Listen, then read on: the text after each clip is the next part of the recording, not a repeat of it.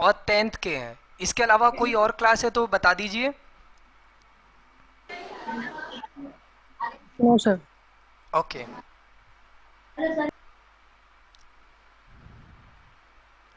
Very good very आपकी good. आवाज नहीं आ रही है, नो, थोड़ी सी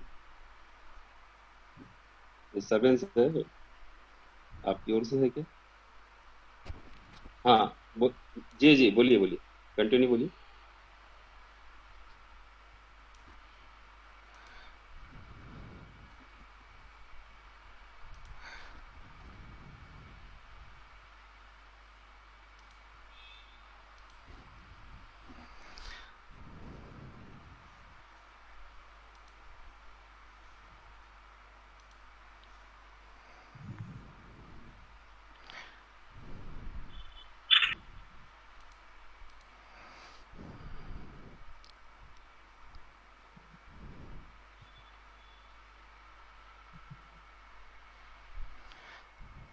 okay, shall we start now? Okay,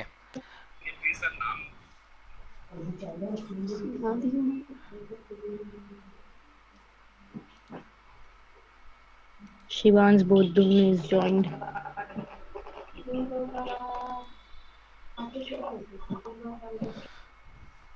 okay, here we go. Now nobody can unmute themselves. मैं सभी को बता देना चाहूँगा कि हम इस सेशन को बेहतर करने के लिए म्यूट अनम्यूट का एक्सेस अपने पास रखे हैं। You can definitely chat with us throughout this session. ये ऑनलाइन सेमिनार है। So here we go. Hello everyone, a very good morning to all lovely students of this great Neeraj public school. मैं जेसी योगेश राठी, सदस्य junior chamber international, आप सभी बच्चों का इस motivational कार्यशाला हौसलों की उड़ान में स्वागत करता हूं। मैं सर्वप्रथम धन्यवाद देना चाहूँगा प्रिंसिपल मैम भारती गोटे जी का and sir Abhijit Mukherjee sir का, जिन्होंने हमें इस वर्कशॉप को आयोजित करने में ऑनलाइन करने की इजाज़त दी। इसके अलावा मैं अपने ऑर्गेनाइजेशन के बारे में कुछ आपसे बताना चाहूँगा कि हम किस ऑर्गेनाइजेशन को बिलोंग करते हैं और आज हम यहाँ क्यों उपस्थित हुए हैं। एक जेसीआई जूनियर चैंपियन इंटरनेशनल एक अंतर्राष्ट्रीय संगठन है जिसका मूल उद्देश्य व्यक्तित्व विकास का निर्माण कर एक सभ्य और सुसंस्कृत समाज का निर्माण करना है। हम साल भर कुछ ना कुछ सांस्कृतिक कार्यक्रम, व्यक्तित्व विकास की मोटिवेशनल कार्यशाला का आयोजन करते हैं। बट ये जो पर्टिकुलर वीक होता है, इस वीक में, जिसको हम जेसी वीक बोलते हैं, इसमें हम समाज के बीच में जाते हैं और दूसरों के लिए कुछ सुंदर और सृजित करने का कार्य करते हैं। इसका सबसे बेहतरीन एग्जाम्पल है ये कार्यशाला। मैं एक कोटेशन से स्टार्ट करना चाहूंगा। मंजिलें उन्हीं को मिलती है, मंजिलें उन्हीं को मिलती है जिनके सपनों में जान होती है। मंजिलें उन्हीं को मिलती है जिनके सपनों में जान होती है। पंख होने से कुछ नहीं होता, पंख होने से कुछ नहीं होता, हौसलों से ही उड़ान होती है, हौसलों से ही उड़ान होती है। ये हौसलों की उड़ान जो शब्द है, इतना इंटरेस्टिंग शब्द है कि हमने अपने कार्यशाला का नाम हौसलों की उड़ान रखा है। अब ये क्या है, हौसलों की उड़ान एक्चुअली क्या है? तो जेसीआई दुर्ग भिलाई, जिसके बारे में मैंने अभी आपको बताया, ये क्या करती है, स्कूल स्टूडेंट्स के बीच में जाके उनके लिए एक मोटिवेशनल ट्रेनिंग कैंप का आयोजन करती है। जैसा कि अभी हम आपके सामने हैं और दो रेस्पेक्टेड टीचर्स भी आपके सामने और मैडम आपके सामने आने वाली है। इस कार्यशाला का मूल उद्देश्य क्या है? इस कार्यशाला का मूल उद्देश्य ये है कि हमको आपके लक्ष्य तक के पहुंचाने में आपकी मदद करना है, समय प्रबंधन के बारे में आपको कुछ बताना है और स्ट्रेस मैनेजमेंट के बारे में कुछ गुर सिखाना है। इसके अलावा मैं अब स्क्रीन शेयर करने जा रहा हूं। आप बताइएगा यस और नो कि स्क्रीन दिख रही है कि नहीं। Ambalika ma'am, is this screen visible to you? हाँ, दिख रही है। ओके भाभी, थैंक यू। तो जूनियर चैम्बर इंटरनेशनल, इसके बारे में हमने आपको बता दिया है, जिस ऑर्गेनाइजेशन से हम बिलोंग करते हैं, और हम बहुत ही प्राउड फील करते हैं इस ऑर्गेनाइजेशन के बारे में। इसके अलावा मैं आपको ये बताना चाहूँगा कि बड़े गर्व के साथ ये आपको बता रहा हूँ कि आज नीरज पब्लिक स्कूल राजनांदगांव, जो कि बहुत ही फेमस स्कूल है, हमारे साथ एक रिकॉर्ड को बनाने में सहभागी बनने जा रही है। वो रिकॉर्ड है 40 वर्कशॉप हम लेने जा रहे हैं ऑनलाइन इस तरह की, और उसमें एक वर्कशॉप जो है वो नीरज पब्लिक स्कूल के द्वारा हमें करने की अनुमति मिली है। जो बुक ऑफ रिकॉर्ड हम दर्ज करने जा रहे हैं, ये इंटरनेशनल बुक ऑफ रिकॉर्ड्स में 40 मोटिवेशनल ट्रेनिंग कैंप ले रहे हैं, ये उसका रिकॉर्ड है विद इन 1 वीक। जैसा कि आप सभी जानते हैं कि बड़े से बड़ा कार्य करने के लिए एक मजबूत संगठन का होना बहुत जरूरी होता है, उसी तरह हम भी इस बड़े रिकॉर्ड को बनाने के लिए हम अपनी पूरी टीम के साथ इसमें जुटे हुए हैं, और हमारी टीम कुछ इस तरह है जो आपके सामने है। आप देख सकते हैं, meet JC Rakesh Chandak ji, okay, Kitty sir, are we expecting someone else? Okay, sure. Meet JC Rakesh Chandak ji and JC Rate Preeti Sabu madam, JC Rate Ambalika Agrawal, JC Gautam Desalhara और मैं JC योगेश राठी। अब हम एक बार थोड़ा सा स्लाइड को stop करके थोड़ा सा नॉर्मल कन्वर्सेशन कर लेते हैं, और फिर से मैं एक बार पूछना चाहूँगा कि यहाँ स्कूल मैनेजमेंट से if somebody is there they can raise their hand. I am expecting Bharati ma'am, Abhijit sir, okay done. KT sir, I think we can proceed. Okay,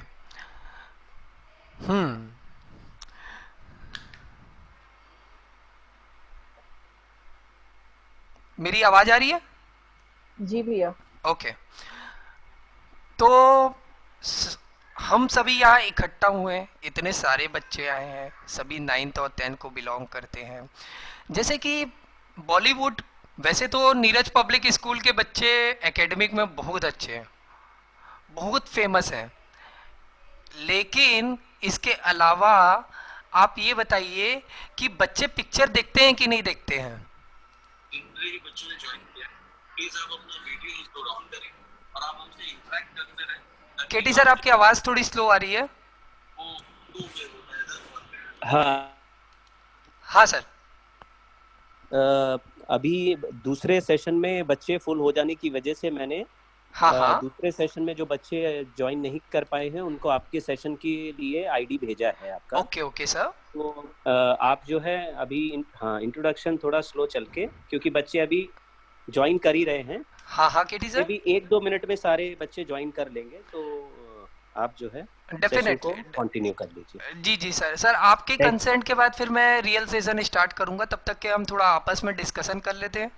हाँ, चल रहा है? 1 मिनट बाद स्टार्ट कर लीजिएगा क्योंकि ऑलमोस्ट बच्चे ज्वाइन कर चुके हैं। ठीक बात है सर। ओके, तो देखिए बच्चों, ओके सर, ठीक है, इट्स अ गुड थिंग कि आपके और बहुत सारे फ्रेंड्स हमको अभी ज्वाइन करने वाले हैं। मैं यहाँ पे ये चीज़ बता देना चाहता हूँ कि don't take it in that way कि एक नया टीचर आया है और आपको कुछ सिखाने जाने वाला है एकदम ज़्यादा पढ़ाई के बारे में।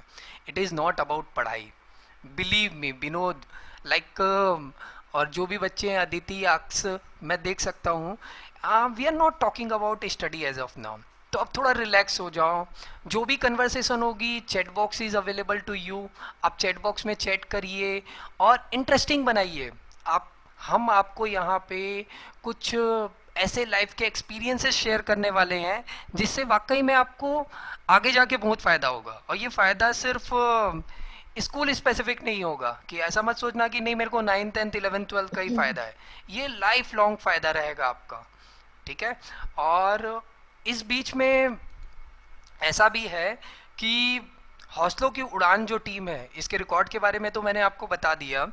अब इसके साथ साथ ये भी बता देना चाहूँगा कि लाइफ में जो जो इम्पोर्टेंट पड़ाव आते हैं, जैसे कि आज आप स्टूडेंट लाइफ में हैं, इसके बाद आप कुछ बिजनेस करेंगे, कुछ प्रोफेशन करेंगे, तो सभी जगह ये मोटिवेशन काइंड ऑफ थिंग का होना लाइफ में बहुत ज़रूरी है। और इसी से हमको कॉन्फिडेंस मिलता है। तो आपके जो स्कूल के शिक्षक हैं वो ये प्रयास कर रहे हैं, मैं बोलूँगा कि a proud student of this Neeraj public school, आपको बहुत रियली में प्राउड फील करना चाहिए कि आपकी स्कूल आपके लिए इस टाइप की भी कार्यशाला का आयोजन करवाती है।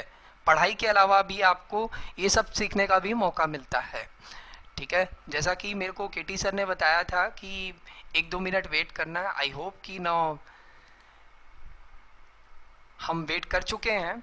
अब हम अपनी वर्कशॉप को थोड़ा सा आगे बढ़ाते हैं और बेसिक डिस्कशन करते हैं कि क्या व्हाट इज दिस वर्कशॉप, मैं यहाँ आया क्यों हूँ, मैं क्या करने वाला हूँ, मैं यहाँ से क्या लेके जाने वाला हूँ। ये चीज़ जरूरी है कि नहीं जरूरी जानना। जैसे कि साल में बहुत सारी बॉलीवुड में पिक्चरें रिलीज होती हैं, क्या आप हर पिक्चर देखते हैं? चैट बॉक्स में बताइए आप मेरे को कि बॉलीवुड में इतनी सारी पिक्चरें रिलीज होती है, क्या आप पूरी की पूरी पिक्चर्स देखते हैं कभी? Very good, very good, very good, what a response, hats off to you Neeraj public school, it's a handsome response, very good, very good. This shows कि मतलब आप लोग कितने लाइव हैं। और मैं चाहता हूं कि थ्रू आउट ये जो डिस्कशन होगा ना अपना, हम इसको बहुत लाइव बना के रखें, बहुत बबली बना के रखें और बहुत इनफॉर्मल रहे। दैट्स इट, आप लिखना बंद कर दीजिए, जो भी होगा फिर मैं बीच में और बोलूंगा। जी हाँ, आपने सही लिखा कि हम सबकी सब पिक्चरें नहीं देखते हैं। हम कौन सी पिक्चर देखते हैं?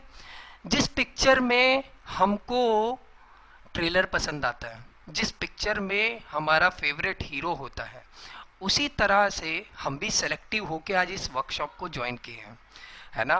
तो इस वर्कशॉप को हम ज्वाइन किए हैं तो हमको ये पता होना चाहिए कि हम इस वर्कशॉप से लेके क्या जाने वाले हैं।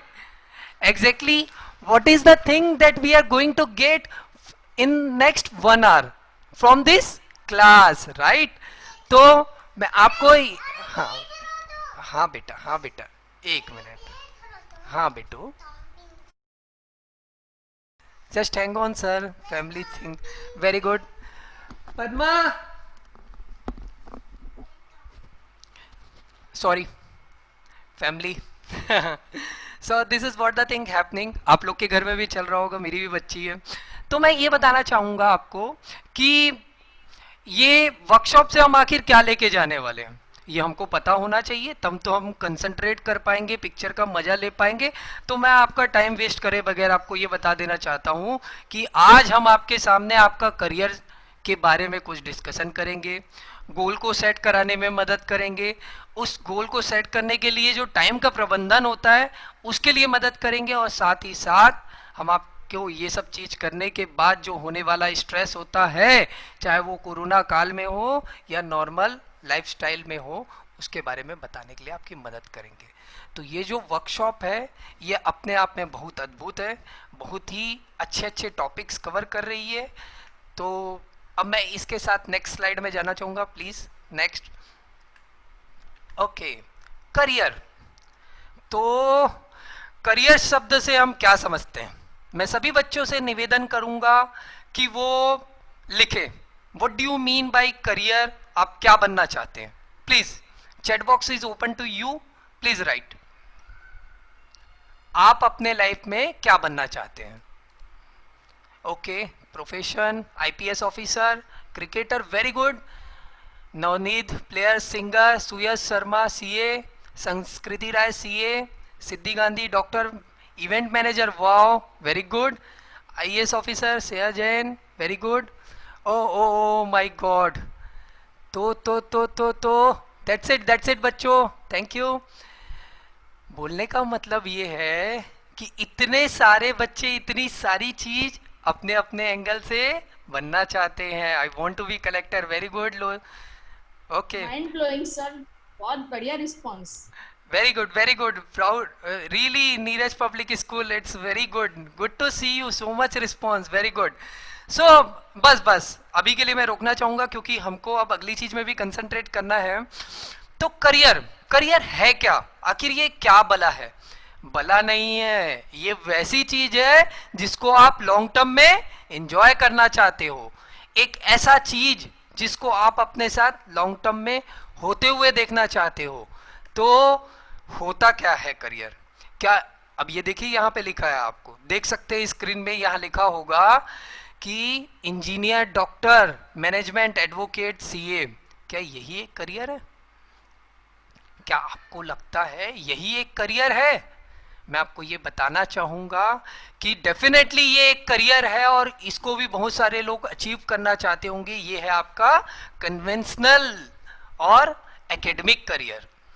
ठीक है बच्चों, ये जो करियर है ये आपको एक अच्छा एकेडमिक पर्सन बन के मिलेगा और डेफिनेटली बहुत ऊंचाइयों को छुआ जा सकता है इस करियर में भी स्थान बना के और इसके द्वारा अपने गोल को सेट करके।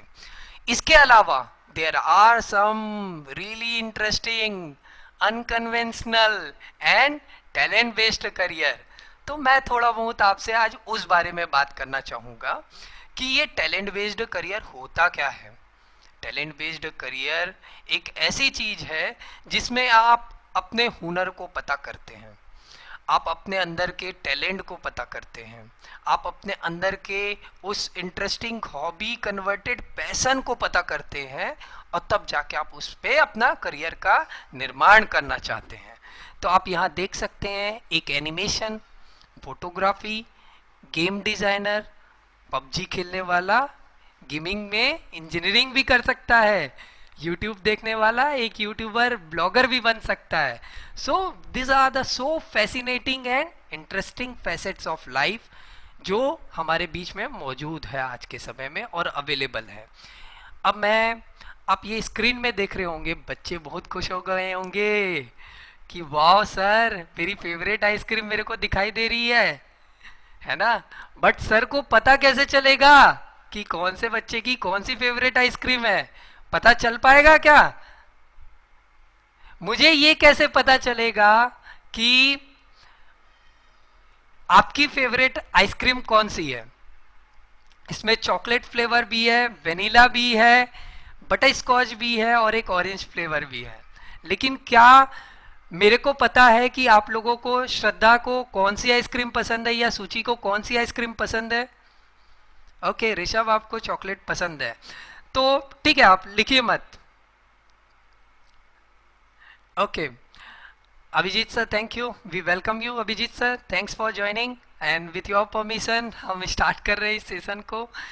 तो मैं ये बताना चाहूंगा कि जैसे यहाँ 4 आइसक्रीम है और मैं ये नहीं पता कर सकता कि निधि को कौन सी आइसक्रीम पसंद है या नीरज पब्लिक स्कूल के बच्चों को कौन सी आइसक्रीम पसंद है। क्यों नहीं पता कर सकता? क्योंकि उन्होंने तो मेरे को बताया ही नहीं है। तो मैं तो सिर्फ वेनिला आइसक्रीम ही लेके आऊंगा, चाहे आपको पसंद हो या ना हो। सिमिलरली लाइफ में भी ऐसा ही होता है। ये आप सीन याद कर सकते हैं, एक मूवी का सीन है। ये चीजें कब से स्टार्ट होती है पहले समझिए।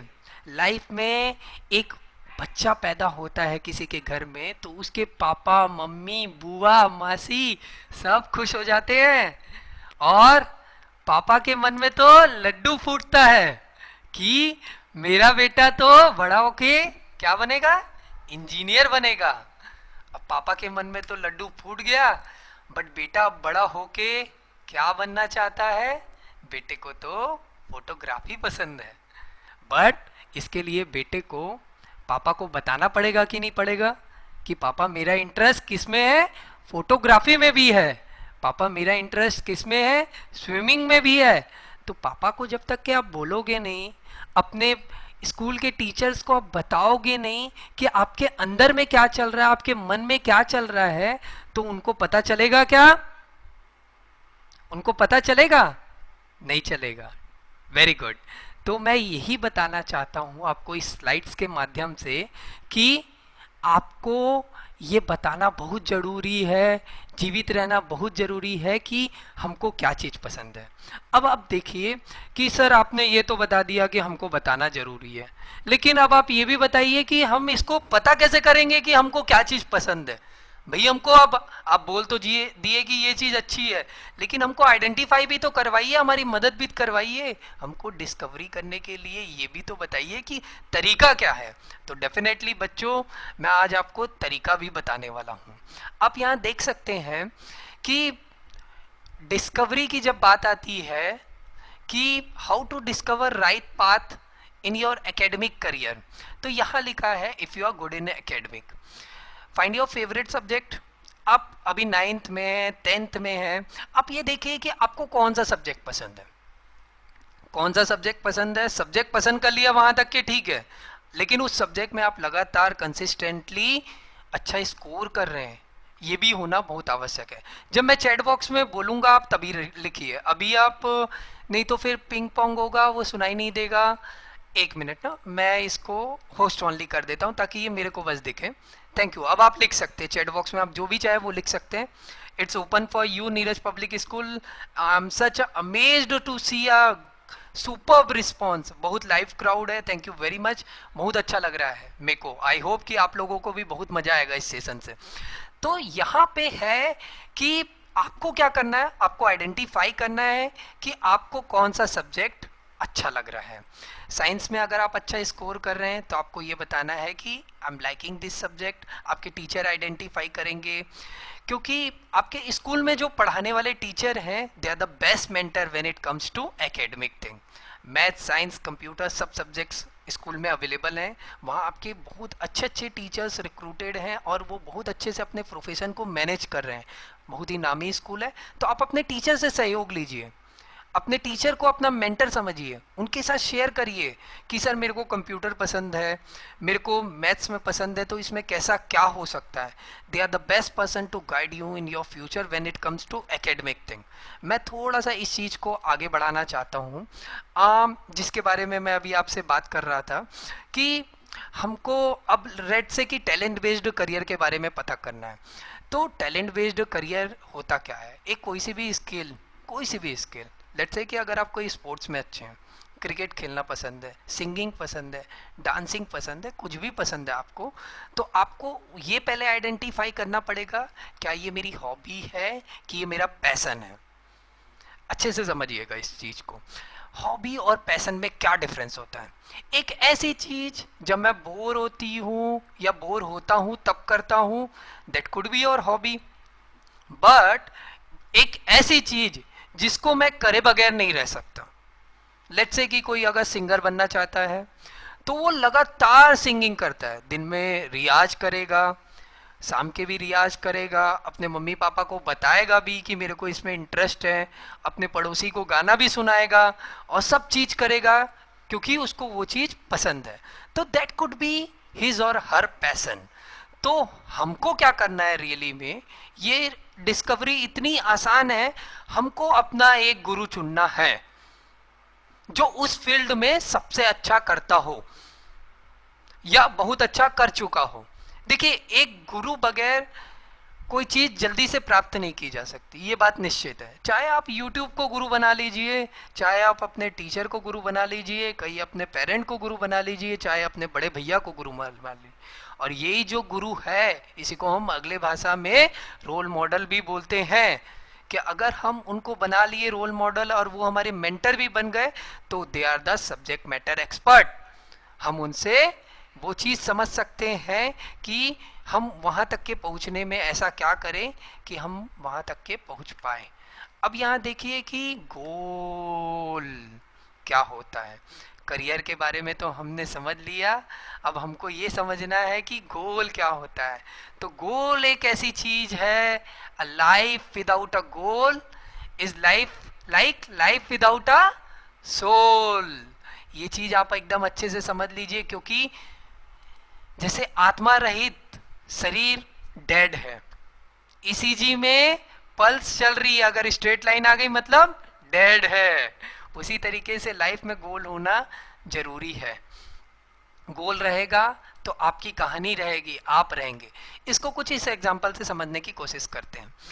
आप यहाँ लेफ्ट साइड में एक पोस्ट कार्ड देख पा रहे हैं क्या सब बच्चे. अब इस पोस्ट कार्ड को आप एक काम करिए सभी बच्चे, मेरे को इस पोस्ट कार्ड को कहीं भेजना है और उसमें मैं कुछ लिखना भी नहीं चाहता, तो मैं क्या इस पोस्ट कार्ड को कहीं भेज पाऊंगा. सभी बच्चे रिप्लाई करें यस और नो. मैं पोस्ट कार्ड में कोई एड्रेस नहीं लिखा हूं, मैं इस पोस्ट कार्ड को लेकिन कहीं पहुंचाना चाहूंगा. Okay, no sir, no sir, very good, वीबा, very good, no. Okay, stop writing, thank you. The very true thing and very definite thing कि अगर एड्रेस लिखा ही नहीं है पोस्ट कार्ड में तो वो पहुंचेगा कहाँ? कहीं नहीं पहुंच पाएगा, कहीं नहीं पहुंच पाएगा। आपने सही बताया, ये कहीं नहीं पहुंच सकता, हमको एक एड्रेस लिखना पड़ेगा। In a right side of example आप देख सकते हैं एक स्मार्ट सा टैक्सी ड्राइवर गाड़ी चला रहा है और अब मेरे को कहीं जाना है, तो मैं बोला टैक्सी ड्राइवर भैया, मोहन भैया नाम है उनका, मोहन भैया क्या आप मेरे को वहां छोड़ दोगे? तो मोहन भैया का रिस्पॉन्स क्या रहेगा ये बताइए। मोहन भैया आप मुझे वहां छोड़ दीजिए, तो मोहन भैया मेरे को कहाँ छोड़ेंगे आप ये बताइए बच्चों। You can write it in chat box. क्या मोहन भैया मेरे को कहीं छोड़ पाएंगे? Where? Very Nidhi, very good. Where? कहाँ मतलब? कहाँ मतलब वो कहाँ छोड़ेगा?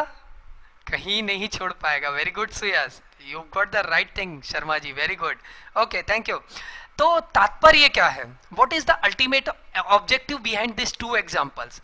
अनलेस आपको एक डेस्टिनेशन नहीं पता होगा, unless you don't know the address और डेस्टिनेशन ऑफ योर लाइफ, आप कहीं पे भी नहीं जा पाएंगे। तो you have to be knowing कि आपको जाना कहाँ है और तभी आप एक अच्छी जगह जा सकते हैं।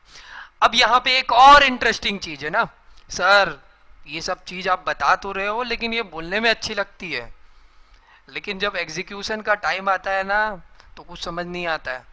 हम सपने तो बहुत देखते हैं लेकिन वो सपने कभी सच नहीं हो पाते। तो मैं आज आपको एक ऐसा फॉर्मूला बताना चाहूंगा एक एग्जाम्पल के थ्रू कि सपने वाकई में सच भी हो सकते हैं, लेकिन उसका एक तरीका है कि आपको ये सेशन को अब गहराई से समझना पड़ेगा और अच्छे से इस एग्जाम्पल को समझना पड़ेगा। यहाँ पे आप एक सुंदर सी लेडी को देख सकते हैं। इस लड़की का नाम है ग्रेविया। ग्रेविया बचपन से आकाश को बहुत पसंद करती थी। आकाश बोले तो स्काई, उसको स्पेस, अंतरिक्ष और आकाश के बारे में जानने का बहुत शौक था और वो हर बार अपने सपनों में देखती थी कि मैं आकाश में उड़ रही हूँ, बादलों के बीच में हूँ। तो ग्रेविया का ये जो बचपन का सपना था वो अपने आप तो सच नहीं होने वाला था, क्योंकि ग्रेविया जैसे जैसे बड़ी हुई उसको समझ आया कि सपने तो सपने होते हैं जब तक कि हम उसके बारे में कुछ रियलिस्टिक ना होवे और उसके बारे में कुछ ज़्यादा नहीं सोचना चालू करें। फिर ग्रेविया ने सोचा कि नहीं, मैं सपना तो अपना जो है फिक्स है भाई, मेरे को लगातार वही चीज़ आती है, मतलब मैं ट्रू हूँ, अपने आप से ऑनेस्ट हूँ। तो फिर ग्रेविया ने देखा कि ऊपर आप देख सकते हैं उसमें एक एरोप्लेन उड़ रहा है। तो ग्रेविया ने सोचा कि अगर मैं इस एरोप्लेन के अंदर चल दूं तो कम से कम मैं बादलों के बीच में जा सकती हूँ, अपने सपनों को थोड़ा साकार होते देख सकती हूँ। फिर उसके मम्मी पापा ने सजेस्ट किया कि बेटा अगर आपको एरोप्लेन में जाना है तो आपको फिर पायलट बनना पड़ेगा। अब पायलट बनना है, तब फिर ग्रेविया ने सर्चिंग स्टार्ट की और तब उसको पता चला कि पायलट बनने के लिए इंजीनियरिंग में एडमिशन लेना पड़ेगा, जो भी सो कॉल्ड पैसेंजर भी जाते हैं। अलग जी, वेरी गुड वेरी गुड। मेरे एग्जांपल में वो पायलट बनना चाह रही है, मेरा एम थोड़ा हाई है। ओके, तो आपको मैं ये बताना चाहूँगा कि पायलट बनने के लिए उसने रिसर्च स्टार्ट की और पता चला कि इसके लिए एरोनॉटिक्स में इंजीनियरिंग करना पड़ेगा। तब तक के ग्रेविया 8th क्लास पास कर चुकी थी। तब उसको पता चला कि उसके लिए एरोनॉटिक्स इंजीनियरिंग के लिए मेरे को मैथ्स या साइंस लेना पड़ेगा। और इस तरीके से ग्रेविया को ये अल्टीमेटली पता चला कि मैं अगर अपने सपनों को साकार करना है और पायलट बन के एरोनॉटिक्स की इंजीनियरिंग करके 9th 11th में मेरे को साइंस या मैथ्स लेना है, तब मैं जाके ये सब चीज़ों को पा पाऊंगी। तो देखिए लेफ्ट साइड में लिखा भी है, ड्रीम क्या था ग्रेविया का? आकाश में जाना। वो ड्रीम को सच करने के लिए उसने क्या किया? एक प्लान किया और उस पर एक्शन किया, तब जाके वो पायलट बन पाई। अब मैं यहाँ पे इस एग्जाम्पल के बाद आपको ये तो बता दिया कि हमने कैसे हम अपने सपनों को गोल बना के प्लान करके टाइमिंग का फैक्टर डाल के गोल बना सकते हैं और उसको अचीव कर सकते हैं। अब गोल जो है वो लॉन्ग टर्म रहता है। लॉन्ग टर्म गोल बोले तो बहुत बड़ा गोल जिसको आप 15 साल 20 साल बाद अचीव करना चाहते हैं, और फिर उस गोल को पाने के लिए मिड टर्म और शॉर्ट टर्म बहुत सारे गोल होते हैं। आप जैसे कि स्टूडेंट है तो स्टूडेंट स्पेसिफिक भी एग्जांपल्स बहुत सारी अभी आने वाली मैडम आपको देंगी और गोल से रिलेटेड चीज़ों में ही आपसे डिस्कस करेंगे कि आप एक अच्छे स्टूडेंट बनना चाहते हैं तो वहाँ तक के पहुँचने के लिए कैसे कैसे अपनी प्लानिंग करनी चाहिए। अब मैं गोल के कुछ टाइप्स को आपको बताना चाहूँगा कि गोल सिर्फ एक तरीके का नहीं होता कि एकेडमिक हो गया कि नहीं मैं अगर कलेक्टर बनना चाहता हूँ या फिर मैं इंजीनियर बनना चाहता हूँ तो मैं सिर्फ पूरी दुनिया से कट गया और सिर्फ वही करा। This is not the way. एक लाइफ है, आपको जीना भी है। इस एक सफोकेटेड लाइफ को आप इंजॉय नहीं कर सकते कि पूरा दिन आप घर के अंदर घुस के सिर्फ पढ़ाई करते रहें। आपके और भी गोल होंगे, आपको घूमना भी साथ में पसंद होगा, आपकी हॉबी भी होगी, आपके इंटरेस्ट की भी चीज़ें होंगी, आपको अपने छोटे भाइयों के साथ फ्रेंड्स के साथ घूमना भी पसंद होगा, किसी को बॉडी बिल्डिंग करना भी पसंद होगा, फिजिकली जिम जाना भी पसंद होगा, कई लोग अमीर भी बनना चाहते होंगे। तो ये जो गोल के टाइप से बहुत सारे हैं, लेकिन फोकस्ड अप्रोच ही आपको गोल के पास पहुंचा पाती है ना। तो अगर आपने एक गोल बनाया एकेडमिक गोल तो वो आपका प्राइम गोल होना चाहिए। एंड देन उसके अलावा जो गोल है वो थोड़े सेक्रीफाइसेस की कैटेगरी में जाएंगे जब आप स्टूडेंट लाइफ को एंजॉय कर रहे हैं। इसको मैं आगे और अच्छे से बताऊंगा। ये अभी है कि गोल एग्जैक्टली होना कैसा चाहिए। आज के समय में अगर हम बात कर रहे हैं कि गोल हमारा होना कैसा चाहिए तो ये मैं आपको बताना चाहूँगा। गोल की डेफिनेशन बहुत सुंदर है और ये हम बहुत समय से सुनते आ रहे हैं कि गोल स्मार्ट होना चाहिए। अब स्मार्ट गोल होता क्या है और इसके डेफिनेशन को मैं आपको कैसे एलोबरेट कर सकता हूँ, इसको समझिएगा। स्मार्ट में एस स्टैंड फॉर स्पेसिफिक। देखिए एक ऊपर एग्जांपल लिखा हुआ है, I want to gain my weight. एक एग्जांपल है, I want to gain my weight. ये क्या स्पेसिफिक दिख रहा है आपको? क्या आपको इसमें कुछ स्पेसिफिक नजर आ रहा है कि मैं बस वजन बढ़ाना चाहता हूं? ये क्या कुछ स्पेसिफिक हुआ? Definitely not. अब आप नीचे वाली लाइन पढ़िए, यहां जो लिखा है, my aim is to gain weight by 2 kgs is in next 30 days। ठीक है, अब हम ये दो सेंटेंसेस को कंपेयर करना चालू करेंगे आपस में। पहली चीज देखिए, गोल जो है वो स्पेसिफिक होना चाहिए। स्पेसिफिक बोले तो वेट गेन करना है, इसमें हम स्पेसिफिक कर लिए, लेकिन कितने दिन में करना है, कितना बढ़ाना है, ये लिखा है क्या ऊपर वाले एग्जाम्पल में? नहीं है।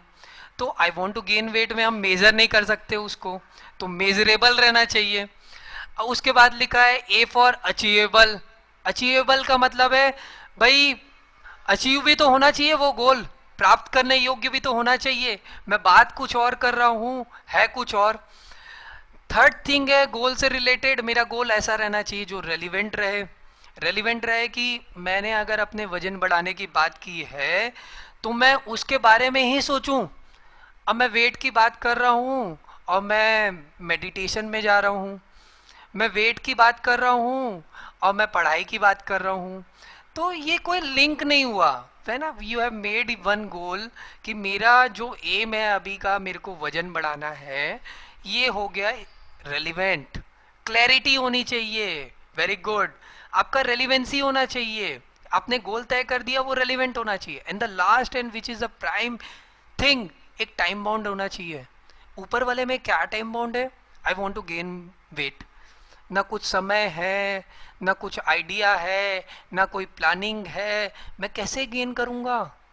मेरे को ये बताना पड़ेगा, स्पेसिफिक होना पड़ेगा, मेजरेबल होना पड़ेगा कि मैं 2 किलो बढ़ाऊंगा 30 डेज में। ऐसा नहीं कि जो अचीवेबल नहीं है मैं बोल दूंगा वहां पे मैं 30 डेज में 100 किलो बढ़ाना चाहता हूँ, 80 किलो बढ़ाना चाहता हूँ, 50 किलो बढ़ाना चाहता हूँ। कुछ भी इररेलेवेंट बात नहीं हो सकती है। ऐसे ही हम ये नहीं बोल सकते कि अभी हमारा स्कोर 60% आ रहा है और मैं ये बोल दूं कि मैं 100% लाना चाहता हूँ। भाई स्कोर आपके सीट में आएगा, you have to be realistic to yourself. तो this is what the thing. एक स्मार्ट गोल जो होता है वो बहुत टाइम बाउंडेड मैनर में स्पेसिफिक होता है। इसके अलावा ये डेफिनेशन बहुत सिंपल है और आप लोग मेरे ख्याल से हमेशा पाते होंगे। अब मैं नीरज पब्लिक स्कूल के बच्चों से एक टास्क है हमारा, और बहुत छोटा टास्क है। मैं यहाँ 4 ऑप्शन आपको दे रहा हूँ। आप बच्चों को क्या करना है, इसमें स्मार्ट गोल फाइंड करने में मेरी मदद करनी है आपको। पहला ऑप्शन है I want to be a better student, दूसरा ऑप्शन, 4 ऑप्शन आपके सामने आ गए। अब आपको अपने चैट बॉक्स में वो 2 ऑप्शन को टिक करना है, जैसे जो भी 1 2 3 4 लिखा है, आउट ऑफ दिस 4 कौन से 2 स्मार्ट गोल आपको लग रहे हैं। ओके, सृष्टि मलानी वेरी गुड, हर्षिरजन सिंह 2 और 4 वेरी गुड, ओके, सिमरन 1 और 2 read it once again, Ankita very good 2 and 4 1 and 4, okay, the majority of answers are now coming to the square thing। जो 2 स्पेसिफिक गोल हो रहे हैं 1 and 4, okay Navneet 2 and 4 2 and 4 1 and 4 1 and 2, okay ठीक है, thank you. मैं 2 minute के लिए अब आपको रोकना चाहूंगा कि देखिए अभी भी इतना समझाने के बाद भी थोड़ा सा कंफ्यूजन है बच्चों में। देखिए I want to be a better student, बस आप रोक दीजिए, अब मत करिए चैट बॉक्स।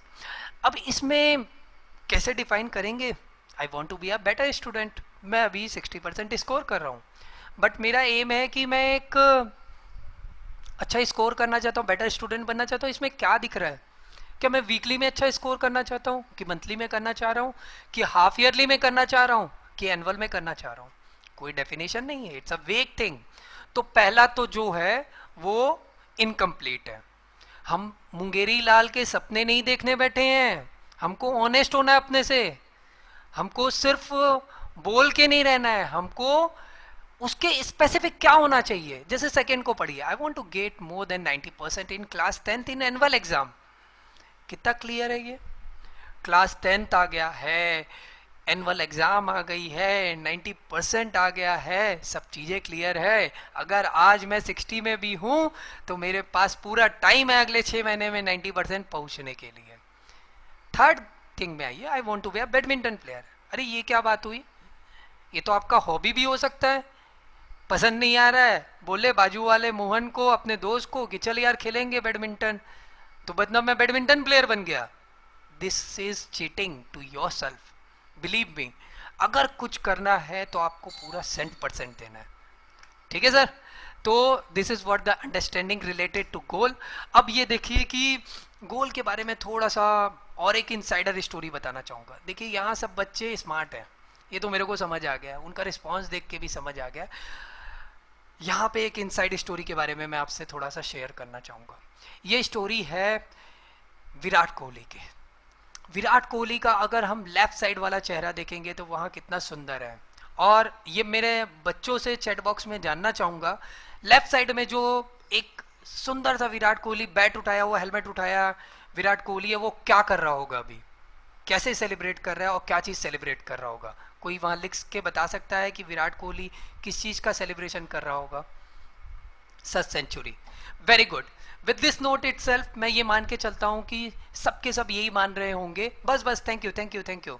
मैं ये मान के चल रहा हूं कि लगभग लोग विनिंग या सेंचुरी के बारे में बात कर रहे हैं। जी हाँ, विराट कोहली ने सेंचुरी बनाने के बाद ये किया। हमको विराट कोहली एड में जब आता है बहुत अच्छा लगता है, जब वो सेंचुरी बनाता है तब बहुत अच्छा लगता है। लेकिन कोई भी क्या ये सोचा है कि विराट कोहली को ये विराट कोहली बनने के लिए कितने सेक्रीफाइसेस करने पड़े होंगे, कितनी मेहनत करनी पड़ी होगी, कितने पेशेंस में रहा होगा कि वो इंडियन टीम का कैप्टन एक समय के बाद आके बना है? तो यही चीज आपको पता करना है। जब भी आप अपने लक्ष्य का निर्धारण करें, आपको सिर्फ वो सामने वाला 10% विराट कोहली नहीं दिखाई देना चाहिए रोल मॉडल के रूप में। आपको अपना गोल डिसाइड करते समय अपने मेंटर से मिलना है और आपको ये डिसाइड करना है कि भैया आपने क्या क्या सैक्रिफाइसेस किए हैं, मेरे को अच्छे से बताइए, ताकि मैं भी उस चीज को, चुनौतियों को एक अच्छे से स्वीकार कर पाऊं और अपना पाऊं, तभी वो एक रियल गोल बनेगा। तो this is what the thing sir and madam, कि आप ये समझिए कि ये जो गोल की डेफिनेशन है, आज ये गोल कल वो गोल, हॉपिंग अगर हम करते रहेंगे तो रामायणा के इस एपिसोड से हमने कुछ नहीं सीखा, ये मानेंगे। यहाँ पे द्रोणाचार्य जी बहुत सिंपल सा एक ही चीज पूछ रहे हैं कि अर्जुन तुमको क्या दिखाई दे रहा है? अर्जुन का एकमात्र लक्ष्य था, एकमात्र लक्ष्य, कि गुरुदेव मुझे सिर्फ चिड़िया की आंख दिख रही है, मुझे चिड़िया की आंख दिख रही है, ना मोबाइल दिख रहा है, ना व्हाट्सअप दिख रहा है, ना फेसबुक दिख रहा है, कुछ नहीं दिख रहा है। अगर मैं पढ़ने बैठा हूँ, मेरे को अगर अच्छा स्कोर करना है, मैं उसके बारे में जानता हूँ कि प्रयास करना पड़ेगा, मेहनत करना पड़ेगा, और मैं आज के समय में सिर्फ अपने गोल को देख पा रहा हूँ, फोकस होके सिर्फ और सिर्फ एक ही चीज़ में कंसंट्रेट कर पा रहा हूँ। और जब हम ये सब चीज़ों का मिक्सर करेंगे, हम साधना करेंगे, प्रैक्टिस करेंगे, फोकस्ड रहेंगे, आप यकीन मानिए बच्चों, लाइफ में सफलता आपके कदम चूमेगी। और इस सफलता को पाने के लिए और ये सब गोल और करियर को अचीव करने के लिए एक जो बहुत इंपॉर्टेंट एलिमेंट रहता है वो है दिए हुए और लाइफ के मिले हुए समय को अच्छे से प्रबंधन करना। और इसी प्रबंधन में जो महारत हमारे बीच में पा चुकी है, उस मैडम का नाम है अंबालिका मैडम। और उन्हीं मैडम को मैं आपके समक्ष लाना चाहूँगा कि मैडम आप प्लीज़ आइए अंबालिका मैडम, और इन बच्चों के बीच में अपने समय प्रबंधन के गुर को शेयर करिए। थैंक यू वेरी मच बच्चों, thanks for so good response, we are amazed Neeraj public school, thank you very much. Ambalika ma'am, over to you. Okay, thank you sir, thank you very much. आपने हमारे school के बच्चों को इतना अच्छा clarity दे दी है। अपने जो लॉन्ग टर्म टारगेट है, जो करियर जिसे हम लोग बोलते हैं कि हमको आगे जिंदगी में क्या बनना है, और उसको पाने के लिए हम लोगों को छोटे छोटे जो गोल्स है उसको सेट कैसे करना है, उसके बारे में इतने अच्छी तरीके से और इतना क्लियर व्यू बच्चों को देने के लिए मैं आपका बहुत बहुत धन्यवाद करती हूँ। और मैंने वाकई बच्चों का रिस्पांस देखा है, बहुत एकदम सुपर एनर्जेटिक बच्चे हैं हमारे स्कूल के। So thank you students also. तो अब मैं बताना चाहूंगी आप लोगों को, अब आपका करियर सेट हो गया है, जैसे लॉन्ग टर्म गोल जो हमारा है, टारगेट जिसे हम लोग बोलते हैं, वो सेट हो गया है। उसको पाने के लिए हम लोगों को आप लोगों में से बहुत से बच्चों ने ये चीज डाला है कि मुझे डॉक्टर बनना है, सीए बनना है, कलेक्टर बनना है, आईपीएस ऑफिसर बनना है, वही कलेक्टर एंड वो सब चीज। तो ये सब चीज अचीव करने के लिए हम लोग की जो लाइफ की 2 एग्जाम्स रहती है, 10th और 12th, ये बहुत ज्यादा इम्पोर्टेंट रहती है। तो अब आप जैसे 10th में हो या 10th में जाने वाले हो, तो इसी टाइम को जो हमारे पास 1 साल है बोर्ड एग्जाम्स के लिए प्रिपेयर करने के लिए जो रहता है, उसको कैसे यूज करें, हम वो चीज आज देखने जा रहे हैं। तो इसे हम टाइम मैनेजमेंट कहते हैं। Next slide please. आप में से कुछ बच्चे ऐसे होंगे कि लाइक आपको 90% एंड अबाव स्कोर होता होगा, और कुछ बच्चे ऐसे हैं कि 60% के आसपास आपको मार्क्स मिलते हैं। तो लाइक आप लोग सोच रहे होगे कि दोनों के पास तो टाइम सेम है, 1 साल का टाइम है कि आपको एग्जाम्स में अच्छे मार्क्स स्कोर करना है। पर प्रॉब्लम कहाँ आती है? तो आप लोगों में से कुछ बच्चे बोलते होंगे कि लाइक मैम 90% वाले बच्चे या अबाव बच्चे वाले बहुत इंटेलिजेंट है और हम लोग थोड़ा वीक है स्टडीज। तो मैं आप लोगों को सबसे ज्यादा इम्पोर्टेंट ये बात बताने चाह रही हूँ कि लाइक कोई बच्चा इंटेलिजेंट या वीक नहीं रहता है। बस बच्चों में यही डिफरेंस रहता है कि कुछ बच्चे फास्ट लर्नर रहते हैं और कुछ बच्चे स्लो लर्नर रहते हैं। तो अब जैसे हम लोग स्लो लर्नर है, तो हम लोगों को टाइम तो सेम है, एलिमेंट जो हम लोगों के पास दोनों टाइप के स्टूडेंट्स के पास सेम है, वो है टाइम। हम लोगों के पास जो टाइम है उसको किस तरीके से हम यूज करें ताकि हम लोग अपना परसेंटेज 20% से बढ़ा दें। जैसे हम लोगों का मेन टारगेट पे हम लोग को पहुंचना है, तो हम लोगों को ऑलमोस्ट इतना थोड़ा बहुत परसेंटेज भी तो चाहिए कि एक टारगेटेड परसेंटेज। अब आपको मेडिकल लाइन में जाना है सपोज, तो आप एमबीबीएस करना जरूरी नहीं है। अगर आप 60% वाले बच्चे हो, जैसे हम लोग जैसे 60% वाले बच्चे हैं, तो अगर 80% भी आते हैं हमारे, तो हम लोग डॉक्टरेट के और सब पार्ट्स रहते हैं उसमें भी जा सकते हैं। जैसे हम लोग पैथोलॉजी भी कर सकते हैं, बीएचएमएस, डेंटल कोर्स जो रहता है डीएचएमएस, ये सब चीज भी कर सकते हैं। एमबीबीएस करना जरूरी नहीं है। आपको डॉक्टर की डिग्री मिल रही है वो ज्यादा इंपॉर्टेंट है, रादर आप लाइफ लॉन्ग पछताते रहो कि हाँ यार मेरे को तो डॉक्टर बनना था पर मेरी कैपेसिटी इतनी नहीं थी इसलिए मैं नहीं बन पाया। तो आप लोग एक टैग के साथ तो आप आपकी लाइफ निकाल सकते हो कि भाई हाँ मैं डॉक्टर बनना चाहती थी, क्या हुआ, मैं अगर कार्डियोलॉजिस्ट नहीं बन पाई या कोई सर्जन वगैरह नहीं बन पाई, लेकिन मैं डॉक्टर तो हूँ। ये आपको बहुत ज्यादा लाइफ लॉन्ग हैप्पी रखने वाली चीज है जो आपको बहुत अच्छे से समझना है। आप गिव अप मत करिएगा बीच में, आपके जो प्रिपरेशन है उसके बीच में आप लोग गिव अप मत करिएगा। तो इसके लिए हम लोगों को क्या करना चाहिए, इसके लिए आप लोगों को मैं आप एकदम स्ट्रेट फॉरवर्ड बता रही हूँ कि आप 10th के स्टूडेंट हो, आपको आपका टाइम किस तरीके से मैनेज करना है, कैसे यूज करना है। Next slide please. तो अब इसके लिए हम लोगों को, जैसे अब टाइम हमारा 1 साल का है, तो उसके लिए हम लोगों को डिवाइड करना है टाइम को। हम लोग जैसे डेली प्लानिंग बोलते हैं, टाइम प्लानिंग बोलते हैं, वो चीज करना है। आप लोगों की लैंग्वेज में टाइम टेबल बनाना है। तो मैं आप लोगों को बताना चाहूंगी एज अ 10 स्टूडेंट, आप लोगों के पास जैसे 10 महीने भी है तो आप 5 महीने या 6 महीने में आपका पूरा कोर्स कंप्लीट कर दीजिए। लर्निंग पोर्शन जो रहता है, एक ओवरलुक लर्निंग पोर्शन में क्या आता है कि हम लोग को समझ में आता है कि हर सब्जेक्ट में क्या क्या चीजें हैं, वो चीज आप 6th मंथ में डेफिनेटली कवर कर लीजिए। और बाकी के जो 4 महीने हमारे पास बचे हैं उसके अंदर आप प्रैक्टिस कीजिए और रिवीजन कीजिए। एक दिन रिवीजन कीजिए और कल उसका पेपर सॉल्व कर लीजिए।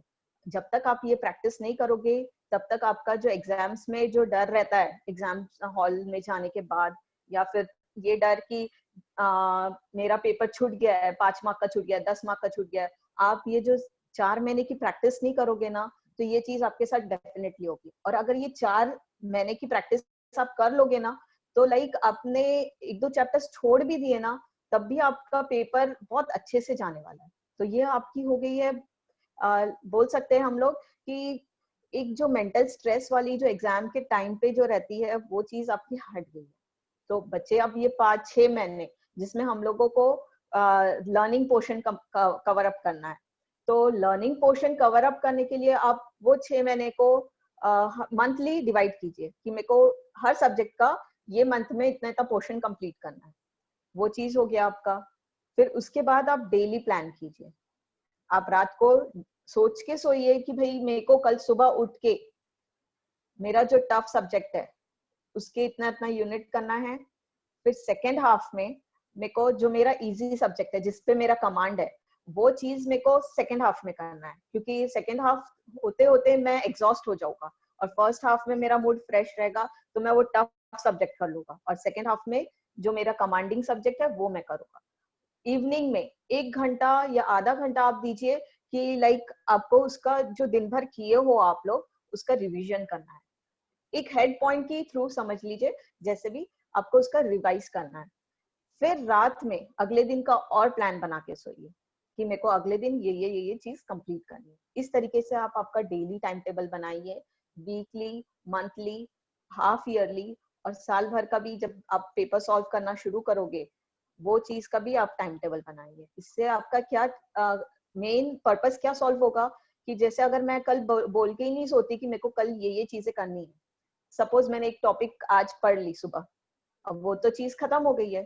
अब फिर मैं दोपहर में सोचते रहूंगी यार मैं ये सब्जेक्ट कर लूं क्या, वो सब्जेक्ट कर लूं क्या, इसका ये टॉपिक कर लेती हूँ। चलो ये सोचने में मेरा बहुत टाइम दोपहर का 1-1.5 घंटा वही स्विच करने में चले जाएगा कि ये सब्जेक्ट कर लेती, ये सब्जेक्ट कर लेती, इसका प्रैक्टिस कर लेती, उसका प्रैक्टिस कर लेती। तो इससे बचने के लिए, हमारा टाइम वेस्ट करने के से बचने के लिए हम लोगों को ये डेली प्लान बनाना बहुत जरूरी है। Next slide please. अब हमारा आ गया है प्रायोरिटाइजेशन का पार्ट। प्रायोरिटाइजेशन क्या होती है? प्रायोरिटाइजेशन मैं आप लोगों को 2 वे में समझाऊंगी। एक तो प्रायोरिटाइजेशन एज अ स्टूडेंट, आप 10th के स्टूडेंट्स हो उस हिसाब से मैं बता रही हूँ कि आप पिछले 5 साल के पेपर्स जमा कर लीजिए, उसमें देखिए कि कौन से चैप्टर्स में कौन से चैप्टर्स का वेटेज ज्यादा है, किस चैप्टर से क्वेश्चन ज्यादा आते हैं। फिर सेकेंड आप जो रॉक, हम लोग का रॉक डिनोट करता है। सेकेंड आता है हमारा पेबल्स, जो लाइक हम लोग का 30% कवर अप कर ले चैप्टर्स, जैसे बहुत कम भी आया, जैसे 5 साल में 1 या 2 बार ही आया है, वो वाले पोर्शन कवर अप कर लीजिए। और आखिरी में हम लोग ये वाला चीज देखिए कि भाई वो चैप्टर से कुछ आता ही नहीं है या वो टॉपिक पे कुछ आता नहीं है, आ गया तो भी मैं अपने मन से 2-3 मार्क का तो लिख ही लूंगा, ये चीज के हिसाब से आप आपकी स्टडी प्रायोरिटाइज कीजिए। रादर आप पूरा सिलेबस नहीं कवर कर सकते हो तो आप इस तरीके से आप आपका सिलेबस टाइम के साथ मैनेज करोगे ना, तो आप लोगों को बहुत अच्छा लगेगा कि हाँ, जो मेरा इम्पोर्टेंट है, जिससे मेरे मार्क्स बढ़ते हैं, वो चीज मैं कर चुका हूँ। और बाकी जो चीज है जिसमें मैं मन से भी लिख लूंगा, और अगर बाई चांस आ गया तो भी मेरे को 2-3 मार्क्स तो मिल ही जाएंगे। तो इससे आपका कैसा होगा ना बच्चों, लाइक आपका 15 से 20% मार्क्स बढ़ जाएंगे। कैसे? लाइक आप हमेशा ये बात मार्क करिएगा, पिछले जो 5-6 साल के पेपर्स रहते हैं उसी में से वही ट्रेंड कंटिन्यू रहता है, उसमें से 80% पेपर आपका आता ही आता है। रादर आप इसमें आपसे नहीं हो पाता है पूरा सिलेबस कवर अप करना, तो आप रादर उसमें टाइम वेस्ट करने से आप इम्पोर्टेंट चीजें को समझिए और वो चीज करिए। अब ये चीज हम लोग का प्रायोरिटाइजेशन में ये एक फर्स्ट पार्ट आ गया स्टडी पॉइंट ऑफ व्यू से। अब सेकेंड पार्ट आ गया है हम लोग का, जैसे आप लोगों को सामने दिख रहा है एक जार है, वो हमारा टाइम डिनोट करता है और हमारा माइंड भी डिनोट करता है। उसमें आप सेकेंड देखोगे रॉक्स है, ब्लैक कलर के स्टेक लगी हुई है, वो हमारी प्रायोरिटी चीज है।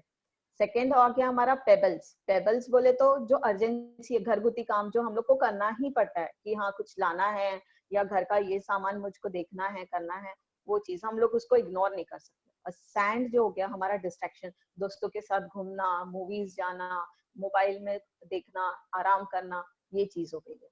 तो मैं आप लोगों से पूछना चाहूंगी, आपका ये जो टाइम का जार है या हम लोग बोल सकते हैं माइंड का जार है, उसको आप किस तरीके से आप फील करोगे, किस डायरेक्शन में, किस सीक्वेंस में आप आर, पी और एस इस टाइप से आप डिनोट कर सकते हो? आप प्लीज चैट बॉक्स में आंसर दीजिए। मैडम एक बार फिर से रिपीट कर दीजिए ना, ये क्या क्या डेफिनेशन है रॉक्स की, पेबल्स की? आपकी आवाज़ थोड़ी सी कम आ रही थी, प्लीज़। ओके सर, हाँ जी जी, थैंक यू मैम। ये जो हम लोगों का दिख रहा है प्रायोरिटाइजेशन में जार, वो चीज हम लोगों का टाइम और माइंड डिनोट करता है।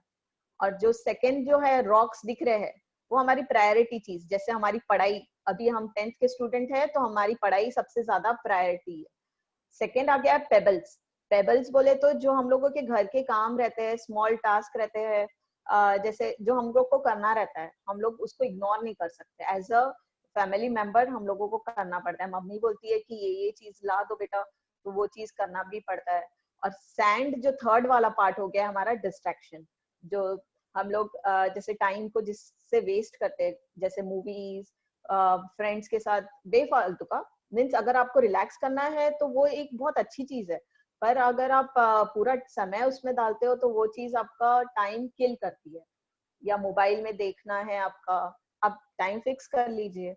तो इस सीक्वेंस, इस जो आपके जो कंटेंट्स है, उसको आप ये जार में किस तरीके से भरोगे, किस सीक्वेंस में भरोगे, ताकि आपका ये जार बहुत अच्छे से यूजफुली उसका वो मिल जाए, यूजफुली भर जाए। तो आप चैट बॉक्स में इसको जो इनिशियल्स है आर, पी और एस, इससे आप डिनोट कर सकते हो। तो आप प्लीज चैट बॉक्स में कुछ आंसर करिए students. Yes, very good Jiya, sorry. Any more answers? Yes ma'am, I can see Yes. ma'am, it's enabled P, for R, host only, S. right? G. Okay. First I'll finish P. Yes, very good. Ma'am, I can also see so many RPS. answers, RPS, Yes. RPS, everybody is quoting. Yes. Very nice. So let's stop here. So let's check कि आप लोगों के answers सही है या कैसे है। Next slide please. बहुत सही आंसर्स। ये देखिए हमारा, जैसे अगर हम RPS, जैसे पहले रॉक्स डालते हैं जो हमारी प्रायोरिटी है एज अ 10th स्टूडेंट, हमारी पढ़ाई है जिसपे हमारा फ्यूचर डिपेंड है, वो चीज हम पहले डालते हैं। फिर उसके बाद घर के अर्जेंसी वाले भी काम हम लोगों को करने रहते हैं। तो ये जो हमारा लेजर टाइम है, जो डिस्ट्रैक्शन है, वो आखिरी में ही डालते हैं ना, तो वो सब चीज मर्ज हो जाती है। और हमारे जो जार है, जो टाइम का जार है, जिससे हमारा टाइम डिनोट करते हैं, और हमारा माइंड का जो जार है, वो चीज एकदम अच्छे से फिल अप हो जाती है। और अगर हम लोग डिस्ट्रैक्शन पहले करते हैं, जैसे कि हम लोग अगर ऐसा बोलते हैं कि हाँ नहीं यार अगले महीने से शुरू करूंगा, 10 दिन बाद से शुरू करूंगा, अभी थोड़ा आराम कर लेता, 10 महीने कौन पड़ेगा कंटिन्यूअस, ऐसा ये वो चीज करते करते आप अगर पहले डिस्ट्रैक्शन डालते हो तो आपका आधा जार उससे भर जाता है। फिर आपके अर्जेंसी वाले काम तो आपको करने ही पड़ते हैं, उसको आप इग्नोर नहीं कर सकते हो, तो वो चीज से और जार बढ़ जाता है। और फिर जब आता है प्रायोरिटाइजेशन वाले चीजों का काम, जो हमारी पढ़ाई है, वो चीज के लिए आपके जार में जगह ही नहीं बचती है। आपका टाइम खत्म होने आता है, एग्जाम्स को 2 महीना या 1 महीना ही बचता है, और आपका दिमाग भी एग्जॉस्ट हो जाता है कि यार साल भर से तो पढ़ रहे, क्योंकि वो मेंटेलिटी रहती है, भले हम लोग आराम कर रहे रहते हो लेकिन एक वो टेंशन रहता है कि हाँ मैं 10th में हूँ तो मैं पढ़ ही रहा हूँ। तो इसके कारण आपका जो जार है माइंड का और टाइम का, इस गलत सीक्वेंस से आप अपने आप में लाइफ में ना यूज करो, तो आप एकदम अच्छी प्रॉपर तरीके से आप आपका जार एकदम अच्छे से भर सकते हो। और अगर उसको आप डिस्ट्रैक्टिव वे में अगर भरोगे तो आपको जो आपकी जो इम्पोर्टेंट चीज है, प्रायोरिटाइज चीज है, वो चीज आपके लिए खत्म हो जाएगी, आपका टाइम उसको करने के लिए खत्म हो जाएगा। तो ये तो चीज हो गई हमारी फिजिकल डिस्ट्रैक्शन और टाइम को यूज करने की बात। अब हम लोगों का आता है लाइक कमिटमेंट राइट। अब आप लोगों ने डिसाइड कर लिया कि मेरे को क्या बनना है, मेरा करियर डिसाइड हो गया है, मेरा गोल डिसाइड हो गया कि वो करियर पाने के लिए मुझको 10th 12th में कितने मार्क्स चाहिए, वो चीज डिसाइड हो गया। टाइम भी डिसाइड हो गया हमारा कि हाँ भाई मैंने ऐसे इस तरीके से टाइम टेबल बना लिया है, पर क्या आप सही में उससे फॉलो करते हो? नहीं, क्योंकि जब तक आप उसको फॉलो नहीं कर रहे हो तो वो चीज सब आपके जो सपने हैं वो सब वेस्ट हो जाएंगे। और अगर आप उसको एकदम कमिटेड रहोगे कि लाइक मेरे को करना है, मेरे को ये चीज बनना है, तो मेरे को करना ही पड़ेगा। जैसे आज मैंने कल का टाइम टेबल सेट किया हो कि लाइक मेरे को ये 2-2 यूनिट हर इसके 2 सब्जेक्ट के 2-2 यूनिट कंप्लीट करने हैं, और अगर मैं 2 ही यूनिट कर पाया तो मेरे 2 यूनिट और बच गए, तो वो मेरे को ओवरबर्डन हो जाएगा नेक्स्ट डे के लिए। तो वो चीज ओवरबर्डन करते करते करते करते आपका बहुत सारा सिलेबस जो आपने तय किया था कि मेरे को इतने टाइम में करना है, वो चीज आप नहीं कर पाओगे। तो आपका ये जो कमिटमेंट रहता है वो बहुत ज्यादा जरूरी है। उस टाइम को यूज, हम लोग जिस तरीके से मैनेजेबल यूज बताए ना, उसको यूज करने के लिए। अब हमारा आता है ये, आपके स्क्रीन पे जो दिख रहा है स्टॉप, ये बहुत स्पेशल वर्ड है, बहुत स्ट्रॉन्ग वर्ड है। ये चीज मैं आप लोगों को अपने पर्सनल एक्सपीरियंस से बता रही हूँ। बाकी डिस्ट्रैक्शंस तो सब समझ में आता है, मैं पढ़ाई वो सब चीज मैं इग्नोर कर दिया हूँ, लेकिन अगर अब मैं पढ़ने बैठ रहा हूँ और सपोज मैं पढ़ने बैठ रहा हूँ, एक हाथ कुछ मोबाइल में कुछ नोटिफिकेशन का बीप आ गया है, उसमें अगर मेरे को कुछ ऐसे ड्रेस की फोटो दिख गई तो मेरा माइंड उस ख्यालों में खोने लग जाता है, हाँ ये ड्रेस बहुत अच्छी है यार, ये तो 6 महीने बाद इसकी शादी है मेरे घर में, उसमें पहनूंगा, और हाँ चल ये टेलर से सिलवा लूंगी, फिर उसके लिए मम्मी को पटाना पड़ेगा। ऐसा करते करते उसके वो जो थिंकिंग प्रोसेस है उसकी ब्रांचेस निकलते जाती है, और वो चीज क्या कर रही है, आपका टाइम किल कर रही है। और प्लस आप देखोगे घड़ी में कि लाइक वो सब पूरी प्रोसेस खत्म हो जाएगी, एक पॉइंट पे आके आप थक जाओगे वो सोचते सोचते, उसके ब्रांचेस निकलते निकलते, तब आप देखोगे घड़ी में, अरे यार मैं आधे घंटे से ये बात के बारे में सोच रहा था। तो ये चीज से बचने के लिए आप लोगों को ये जो आपके स्क्रीन पे वर्ड दिख रहा है स्टॉप, ये चीज आपको अपने आप को बोलनी पड़ेगी। जैसे आपका एक सेंस तो रहता है कि आप क्या सोच रहे हो, क्या चल रहा है करके, तो वो चीज आप एकदम सही टाइम पे पकड़ के उसको स्टॉप बोल दोगे ना, तो आपका माइंड वापस से एकदम जैसे झटका लगता है ना, उस टाइप से होके आपका माइंड प्रॉपर ट्रैक पे आ जाता है। और ये वर्ड बोलने के बाद आपको अपने आप से पूछना है कि अभी इस वक्त मेरे लिए सबसे ज्यादा इम्पोर्टेंट क्या है एज अ 10th स्टूडेंट। तो आप लोग को अंदर से, खुद के अंदर से ये आवाज आए कि अभी मेरे लिए सबसे ज्यादा इम्पोर्टेंट है पढ़ना। तो पढ़ो पढ़ो पढ़ो, और ये चीज आपका नहीं क्या, ये जो एक्स्ट्रा टाइम जो है वेस्ट हो रहा है उसको बचाने से आपको बहुत मदद मिलेगी, ये वर्ड आप अगर यूज करोगे तो ये सब चीज हमारी हो गई है टाइम मैनेजमेंट के बारे में, कि टाइम को किस तरीके से अच्छे से यूज करना है ताकि हमारा परसेंटेज 10 से 15% बढ़ जाए। तो अब ये सब चीज करते करते, गोल डिसाइड करके, टाइम मैनेजमेंट करके, टाइम टेबल बना के, हम लोग ये सब प्रोसेस करते करते हम लोगों को टेंशन आ जाता है, स्ट्रेस आ जाता है। तो इसी स्ट्रेस और टेंशन से डील करने के लिए हम लोगों के पास प्रीति मैम है, वो आप लोगों को अपने कुछ पर्सनल एक्सपीरियंस से और या स्टोरी से आप लोगों को स्ट्रेस को कैसे डील करना है वो बताएंगे। तो I switch over to Preeti ma'am. Thank you Ambalika ma'am. Good morning all. तो कैसे हैं आप सब? स्ट्रेस फ्री हैं? अब कुछ बच्चे सोच रहे हैं काय का स्ट्रेस फ्री यार, पहले ही ठीक थे हम, मतलब हमारे दिमाग में कोई टेंशन नहीं था, हमको करियर में क्या करना है ये नहीं सोचा था, हमारा गोल डिसाइड नहीं था, हम एकदम फ्री लाइफ जी रहे थे ना, हमको ये टेंशन थी कि हमको आगे क्या करना है। अब सर मैम ने जो बताया है उससे हमको एक टेंशन आ रहा है, हमको एक स्ट्रेस आ रहा है ना, सबको स्ट्रेस हो रहा है कि भाई आगे हमको क्या करना है, कैसे करना है। तो हम बात करेंगे इसे स्ट्रेस के बारे में। स्ट्रेस सबको होता है, सबकी लाइफ में स्ट्रेस है। क्या ऐसा कोई है जिसकी लाइफ में स्ट्रेस नहीं है? आप चैट बॉक्स में रिप्लाई कर सकते हैं कि क्या ऐसा कोई है जिसकी लाइफ में स्ट्रेस नहीं है। ओके, तो कंफर्म है कि स्ट्रेस सबकी लाइफ में है। तो स्ट्रेस कितना लेना चाहिए या क्यों होता है, इसको हम एक बार समझेंगे। मैं स्टोरी आपसे एक शेयर करना चाहूंगी, एक शेयर करना चाह रही हूँ कि एक बार टीचर आए क्लासरूम में, अपने हाथ में उनके हाथ में पानी का ग्लास था। अब आते ही उन्होंने बच्चों से पूछा कि मेरे हाथ में जो पानी का ग्लास है उसका वजन कितना होगा। तो ग्लास भरा हुआ था, सबने अपने हिसाब से आंसर किया कि किसी ने मैम 50 ml, किसी ने सर 100 ml। तो सबने आंसर किया, ऑलमोस्ट सब आसपास थे उसके। तो सर ने फिर दूसरा क्वेश्चन पूछा कि ये जो पानी का ग्लास है, अगर मैं 1 मिनट तक इसको अपने हाथ पर रखूं तो क्या होगा। तो सब बच्चे चिल्लाए, सर कुछ नहीं होगा, कुछ नहीं होगा, 1 मिनट तो क्या है। तो सर मुस्कुराए, फिर बोले अच्छा।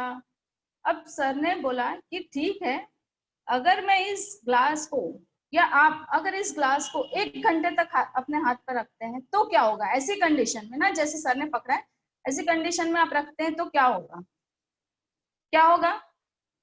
अब कुछ बच्चों ने रिप्लाई किया कि सर थोड़ा बहुत हाथ दुखेगा, हाँ थोड़ा बहुत हाथ में दर्द होगा, राइट मुस्कान, ओके, तो थोड़ा बहुत दुखेगा, मतलब रख सकते हैं ना 1 घंटे तक। तो ओके, फिर सर मुस्कुराए।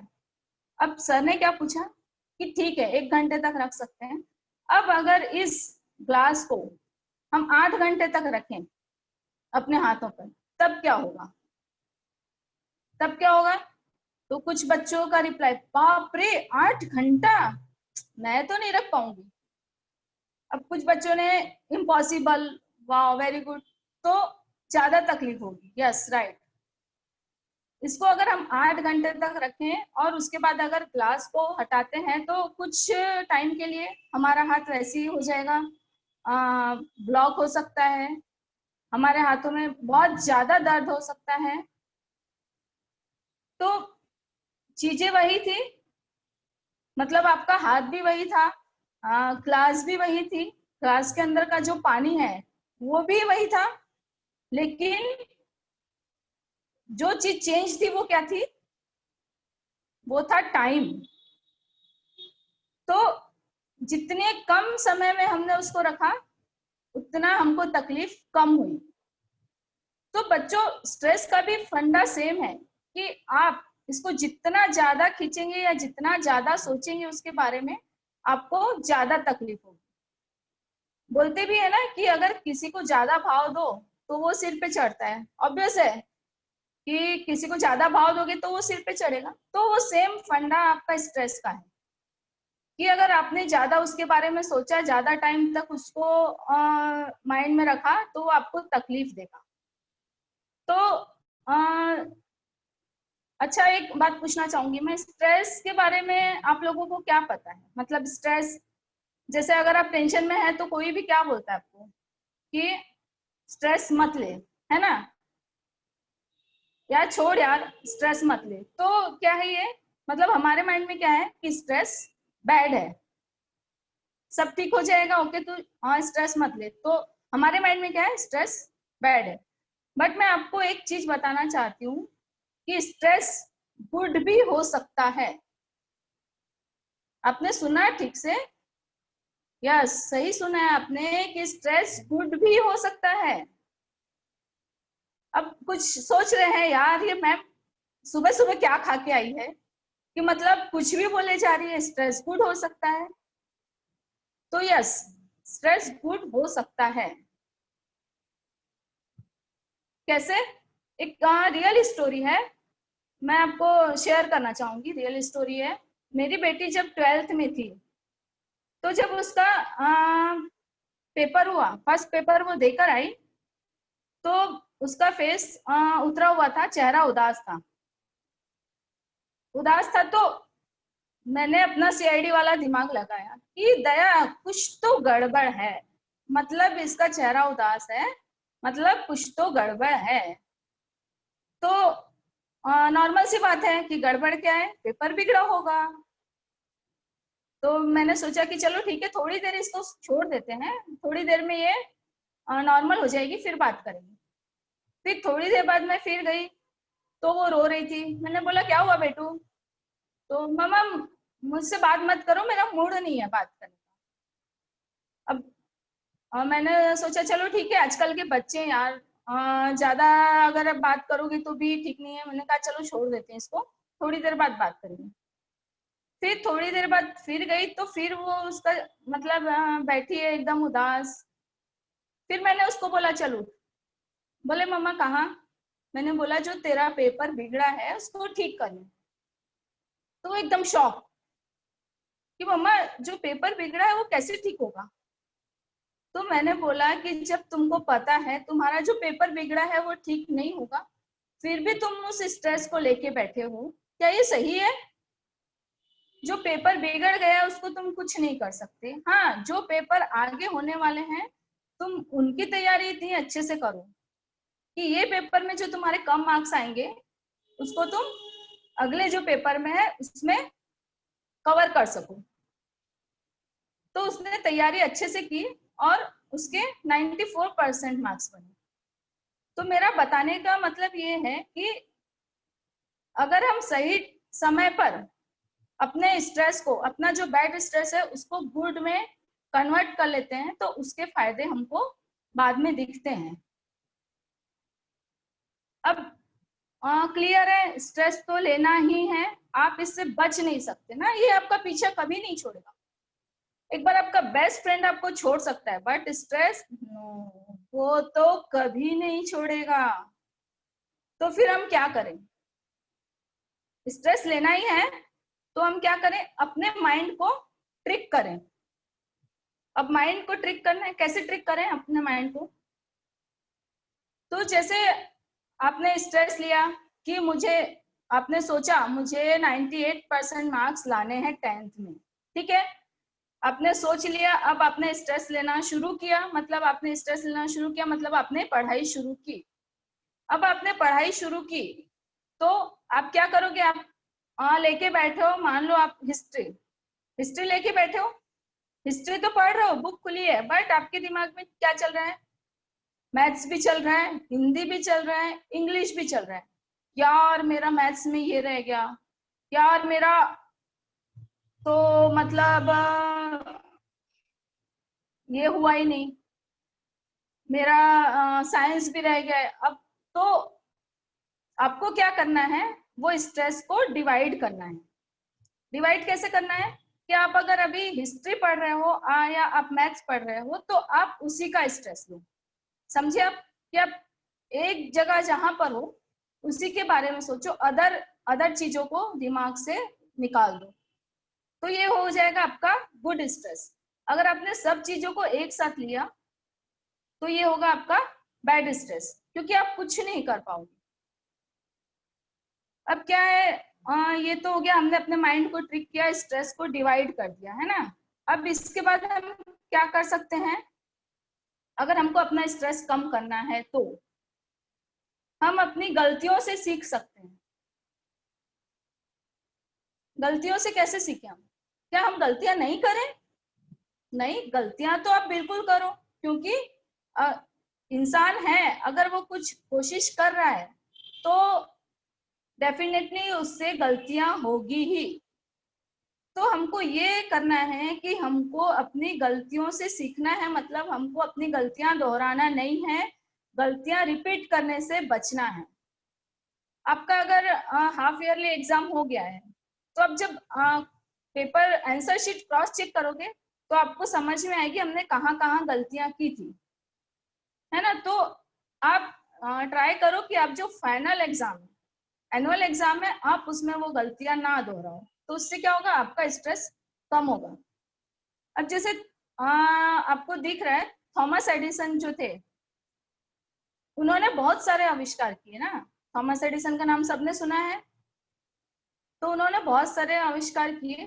जब वो बल्ब बनाना उन्होंने सोचा कि मैं बल्ब बनाता हूँ, तो वो बल्ब बनाते समय 700 टाइम्स फेल हुए।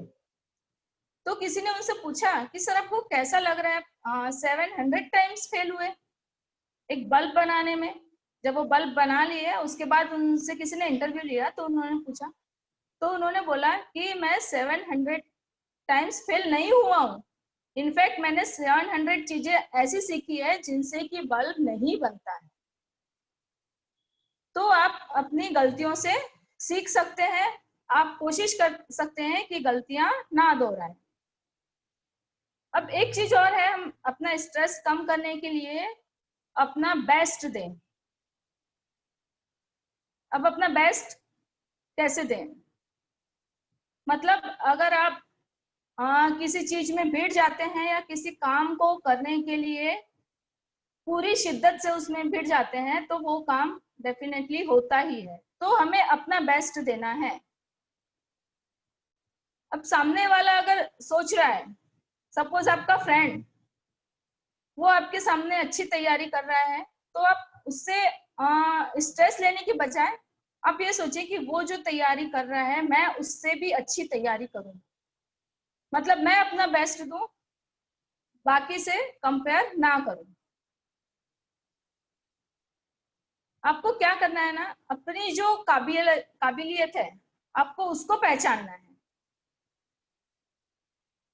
और स्ट्रेस का एक जो मेन कारण है वो क्या होता है, कंपेयर करना। हम क्या करते हैं, तुलना करते हैं, इसकी साड़ी मेरी साड़ी से सफेद कैसे, मतलब हम कंपेयर कर रहे हैं।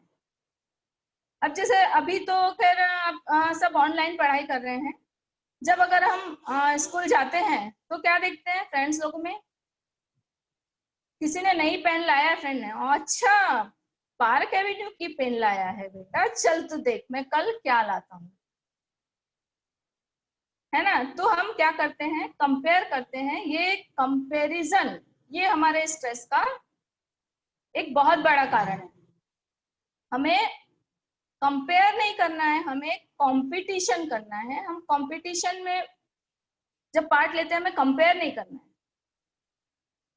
जैसे स्लाइड में दिख रहा है आपको कि 3 इडियट्स का ये जो है, दोस्त फेल हो जाए तो बुरा लगता है ना, कि यार, या उसके कम मार्क्स आए तो बुरा लगता है यार थोड़े कम आए, लेकिन अगर दोस्त फर्स्ट आए तो ज्यादा बुरा लगता है। क्यों ज्यादा बुरा लगता है, क्योंकि हम उससे कंपेयर कर रहे थे। हम कितने काबिल हैं ये हमको सोचना है, सामने वाले को डिसाइड नहीं करने देना है कि हम कितने काबिल हैं। हमारे में क्या काबिलियत है ये हमको पता है ना। आप में क्या काबिलियत है। अगर कोई अच्छा आपके क्लास में अच्छा पढ़ने वाला है, वो टॉपर है आपकी क्लास में, तो आप क्या करोगे, उससे कंपेयर करोगे नहीं, आपको अपने में इम्प्रूव करना है। अगर आपके सपोज हाफ ईयरली में 80% बनते हैं, तो आप ये करो कि मैं अपने में इम्प्रूवमेंट करके 90 तक लाऊं। हो सकता है वो पढ़ने में अच्छा है तो आप किसी और में अच्छे हो, आप स्पोर्ट्स में अच्छे हो, या कोई अच्छा क्रिकेटर है आपकी बैच में, तो आप क्या उसके जैसे क्रिकेटर बनना चाहोगे, नहीं ना। हो सकता है आप फुटबॉल में अच्छे हो। तो मेरा कहने का मतलब है कि कंपैरिजन बंद करो, अपनी काबिलियत पे ध्यान दो। और एक चीज हमेशा ध्यान रखो कि हमको अपनी सोच को पॉजिटिव रखना है। मतलब हमें पॉजिटिव थिंकिंग पर ध्यान देना है, क्योंकि हम जैसा सोचते हैं हम वैसा ही करते हैं और हम वैसा ही बन जाते हैं। तो अगर हमारी सोच सही रहेगी तो हम सही करेंगे। तो सबको क्लियर है कि स्ट्रेस हम कैसे अवॉइड कर सकते हैं। पहले तो हमको ये तय करना है कि स्ट्रेस गुड है या बैड है। ओके अंशिता, गुड बेटा, आपको ये सोचना है कि हमको देखना है स्ट्रेस गुड है या बैड है। अगर गुड स्ट्रेस है तो हमको वो लेना है। उसके बाद में हमको क्या करना है, हमको स्ट्रेस कैसे हैंडल करना है ये आना चाहिए। जैसे कई बार होता है कि हमने गुड स्ट्रेस बैड स्ट्रेस देख लिया, अब हमने बैड स्ट्रेस छोड़ दिया, लेकिन कई बार होता है कि स्ट्रेस जो है वो आता ही है, हम उससे बच नहीं सकते हैं, बिना कारण के भी स्ट्रेस आता है। यस, पढ़ाई तो डेफिनेटली गुड स्ट्रेस है और इसका फायदा आपको बाद में पता चलेगा। लेकिन कई बार होता है ना, अदर स्ट्रेस भी आते हैं। पढ़ाई का तो स्ट्रेस बहुत अच्छा है, अदर स्ट्रेस भी आते हैं, तो वो हम उनको हैंडल कैसे करें। अब प्रेशर कुकर पता है सबको, सब जानते हैं प्रेशर कुकर। तो प्रेशर कुकर का क्या है, जब हम उसको चढ़ाते हैं गैस पर तो वो एक टाइम तक प्रेशर लेता है। उसके बाद वो क्या करता है, वो सीटी मारता है। बस एग्जैक्टली हमको भी यही करना है कि हम प्रेशर ले रहे हैं, जहां हमको समझ में आ रहा है हम ये प्रेशर नहीं हैंडल कर सकते, उसको निकाल दो, छोड़ दो। अब प्रेशर कुकर ने तो क्या की, सीटी मारी, हम क्या करें, सीटी मारें ना। हम क्या कर सकते हैं, उसको अपने पेरेंट्स से शेयर कर सकते हैं, हम अपने बड़े भाई बहन से शेयर कर सकते हैं, और सबसे बेस्ट हम अपने टीचर्स से शेयर कर सकते हैं। और एक और चीज, हम अपने दोस्तों से भी शेयर कर सकते हैं। क्यों?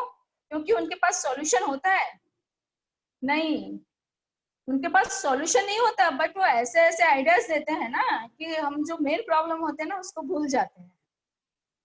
यस, अभी किसी ने कमेंट किया कि अगर प्रेशर कुकर प्रेशर नहीं करे निकालेगा सीटी तो वो फट जाएगा। एग्जैक्टली हमारा भी ऐसा ही है कि अगर हमने प्रेशर नहीं निकाला, हमने स्ट्रेस नहीं निकाला, तो वो बाद में हमको तकलीफ देगा। तो क्लियर है सबको कि हमको कैसे हैंडल करना है।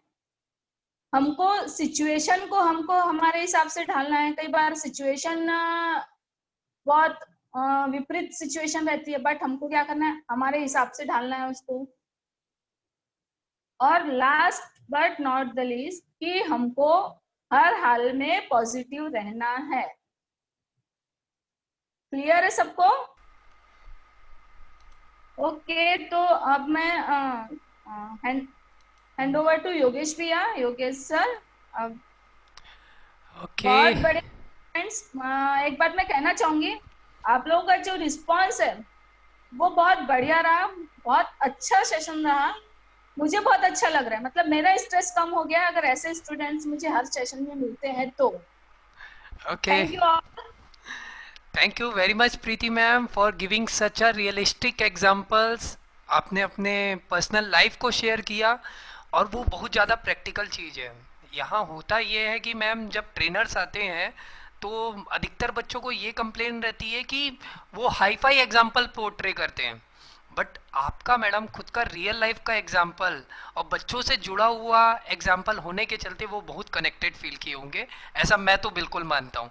क्योंकि कुछ समय के लिए तो मैं भी खुद बच्चा बन के स्ट्रेस फ्री फील कर रहा था। ठीक है ma'am, so thank you very much Preeti ma'am, बहुत अच्छा लगा आपको सुन के। यहाँ पे अगली स्लाइड में बोल रहे हैं we have another 5 minutes to go. मैं सबको बता देना चाहूँगा कि हम अगले 5 मिनट में इसको रैप करेंगे। ये लिखा हुआ है बैलेंस करना है। जैसे कि आज हम स्टार्टिंग से देख रहे हैं कि करियर है, करियर को बनाने के लिए गोल सेट करना जरूरी है और उसको टाइमली एग्जीक्यूट करने से ही स्ट्रेस को मैनेज करते हुए ये तीनों चीज़ का कॉम्बिनेशन अगर हम रखेंगे लाइफ में तभी हम लाइफ को जी सकते हैं। तो जो सर मैडम ने आपको जो अपने लाइफ के एक्सपीरियंसेस को शेयर किया उसमें 1% भी 2% भी अगर आप अपनाते हैं अपने स्टूडेंट लाइफ में, and not only in this life, मतलब not only in this student career, उसके बाद भी अपनाते हैं तो यकीन मानिए आपको कहीं ना कहीं ये कही हुई बातें सच होती हुई नजर आएगी। सो this is what the thing. And apart from that एक बहुत बड़ा एपिसोड चल रहा है ना, ज़्यादा नेगेटिविटी बहुत ज़्यादा फैल चुकी है, मास्क का तो यूज़ करना ही करना है, सैनिटाइज़र का यूज़ करना ही करना है, बट इसके अलावा इस विकट नेगेटिव कोरोना काल को डील कैसे करें सर? हम तो पागल हो गए हैं, मतलब ऑनलाइन कोई चीज़ें नहीं होती है, मेरा दोस्त भी एकदम मिले टाइप का नहीं लगता है, कितना फेसबुक में बात करूँ, चैटिंग कर करके थक गया हूँ मैं व्हाट्सएप में, I want to meet my friend. तो this are the challenges and this is the phase of life. आपको ऐसे ही लेना है कि ये अंधेरी रात है जिसकी सुबह आना तयशुदा है, और ये किसी एक पर्टिकुलर के लिए नहीं हो रहा है, ये सबके लिए हो रहा है। ना अगर हम सिर्फ प्रॉब्लम की बात करें, अंधेरी रातों की बात करें, तो ये तो गलत बात हो जाएगी। ये समय हमको एक अपॉर्चुनिटी भी दे रहा है, इसको हम कैसे जान सकते हैं, इसको मैं थोड़ा सा डील करता हूँ। जैसे कि जब मैं अपने स्कूल टाइम में हुआ करता था 11th-12th में, तो मैं जाता था स्कूल से आता था, फिर ट्यूशन चल देता था मैथ्स की, फिर 1 घंटा 2 घंटा वहाँ रहने के बाद फिर फिजिक्स की ट्यूशन रहती थी, वहाँ चल देता था। केमिस्ट्री मेरा अच्छा था तो मैं उसकी ट्यूशन नहीं जाता था। घर में 1 रुपए का भी टाइम नहीं, बड़े भाई से भी डांट खाता था, और ठीक ठाक यही लाइफस्टाइल थी कि स्कूल ट्यूशन में मेरी लाइफस्टाइल जारी थी, ना दोस्तों से मिल पाता था ना कुछ हो पाता था।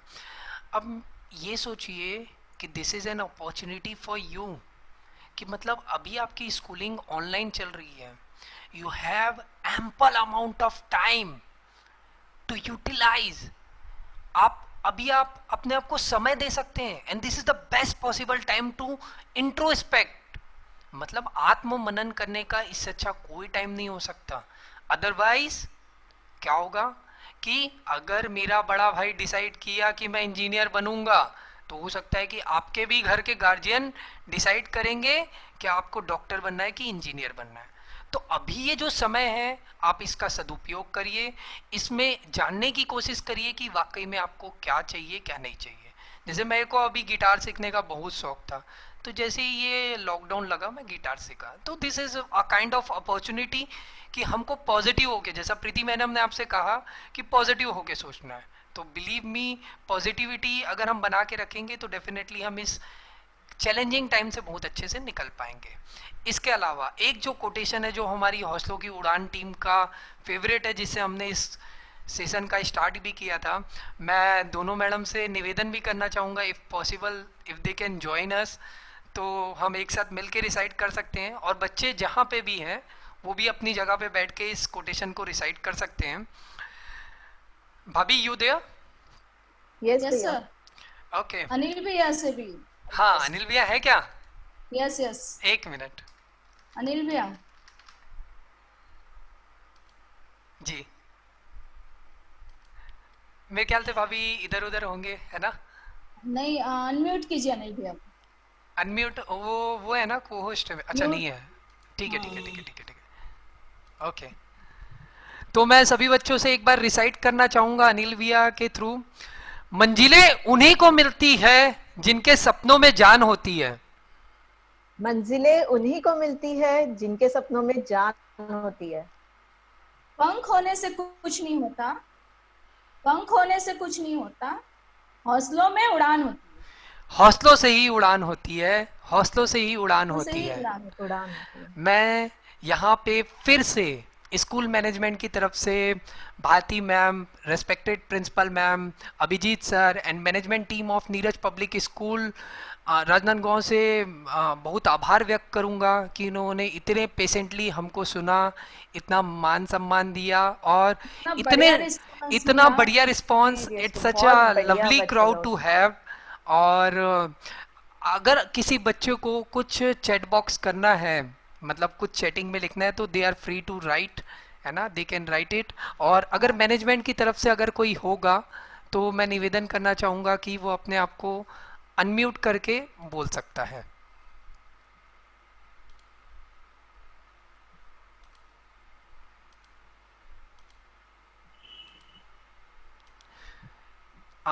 कोई है क्या सर? नहीं है, ओके ठीक है, डन। अनिल भैया, you want to say something? नहीं ठीक है, क्लोज कीजिए। जी, okay, with your permission and भाभीज permission, I am ending this meeting. और बहुत अच्छा लगा आप लोगों से मिलके। और ये बात फिर से आप लोगों को बता देना चाहूँगा कि ये जो कीर्तिमान हम रचने जा रहे हैं 40 वर्कशॉप का, इसके भी आप भागीदार बने हैं। It's international book of records, जिसमें हम 40 वर्कशॉप्स ले रहे हैं। JCI दुर्ग भिलाई आप सभी का धन्यवाद करना चाहेगा ये सभी चीज़ के लिए। Thank you very much students, Thank you thanks for, all. Thank you Thank very you much. everyone.